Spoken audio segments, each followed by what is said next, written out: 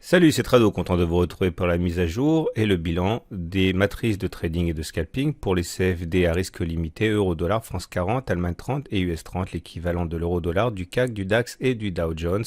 On commence par les précautions d'usage. Il ne s'agit que d'une analyse technique donnée à titre informatif et pédagogique. Vous devez vous rapprocher d'un professionnel pour savoir si l'utilisation de CFD à risque limité correspond à votre profil d'investisseur. Vous devez également avoir des signaux d'achat et de vente de votre cru pour tirer parti de ce travail, de cette vidéo. On commence par le CFD euro-dollar en données 4 heures. Chaque bougie correspond à 4 heures de cotation. Et voilà ce qu'on disait la semaine dernière, le 14. Les indices 74, indices 24 étaient une zone difficile à passer sur laquelle on a échoué de très nombreuses semaines.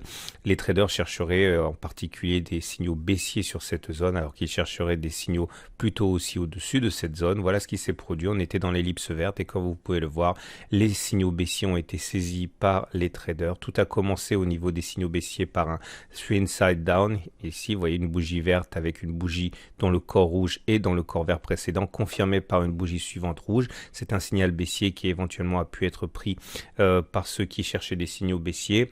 On a eu un autre signal ici, de même nature, bien que moins clair, avec un three inside down, bougie verte, petit corps rouge dans la bougie verte précédente et confirmation. Et on a également eu un signal baissier ici, avec un avalement baissier, le corps rouge avalant le corps vert précédent. Pour la semaine prochaine, je considère que la matrice de trading reste identique, avec toujours des signaux baissiers recherchés dans la zone des indices 74, indices 24, jusqu'à 1,0969, 1,0927, où les traders chercheront essentiellement des signaux haussiers. En dessous, ils chercheront des signaux baissiers. Consensus client, vendeur à 64, acheteur à 64%. On enchaîne avec le France 40 et voilà la matrice qu'on présentait la semaine dernière. J'expliquais qu'à 5672, 5642, les traders chercheraient des signaux baissiers. Au-dessus, ils chercheraient essentiellement des signaux haussiers. Voilà ce qui s'est produit. On était dans l'ellipse verte. Là aussi, le three inside down a parfaitement fonctionné.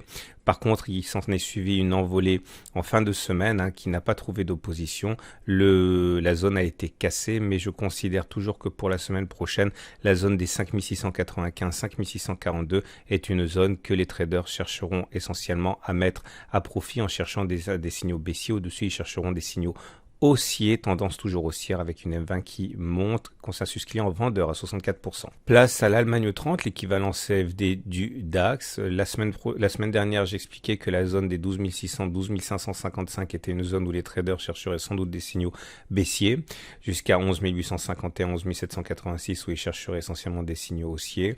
Le consensus client était vendeur à 68%. Comme on peut le voir, la zone n'a pas du tout été sollicitée. La matrice n'a pas pu être exploitée puisqu'on n'est pas allé chercher les 12 600, 12 555. On a latéralisé globalement sur les niveaux de fin de semaine dernière. Pour la semaine prochaine, je considère que maintenant les 12 494, 12 455 est la zone où les traders chercheront sans doute des signaux baissiers jusqu'à 11 851, 11 786, zone où ils chercheront essentiellement des signaux haussiers. Tendance menacée puisqu'on clôture en dessous de la moyenne mobile à 20 séances qui montent. On termine avec l'US 30 en données 4 heures. Là aussi, les 27 404, 27 346 devaient être une zone où les traders chercheraient des signaux baissiers. Au-dessus, ils chercheraient des signaux haussiers, tendance haussière avec la M20 qui montait. Voilà ce qui s'est produit. Comme pour le DAX, on n'est pas allé solliciter les zones mentionnées. 27 404, 27 346 était une zone où les traders pouvaient saisir des signaux baissiers, mais on n'est pas allé jusqu'à là. Pour l'instant, la tendance est toujours légèrement baissière maintenant en dessous d'une M20 qui commence à descendre. Pour la semaine prochaine, la matrice change également. Les 27 315, 27 165 correspondent à une zone où les traders chercheront des signaux baissiers, alors que les 26 549, 26 321 correspondent à une zone où les traders chercheront des signaux haussiers. Voilà ce qu'on pouvait dire pour ces 4 marchés. Je vous souhaite une excellente journée et je vous dis à la semaine prochaine pour la mise à jour.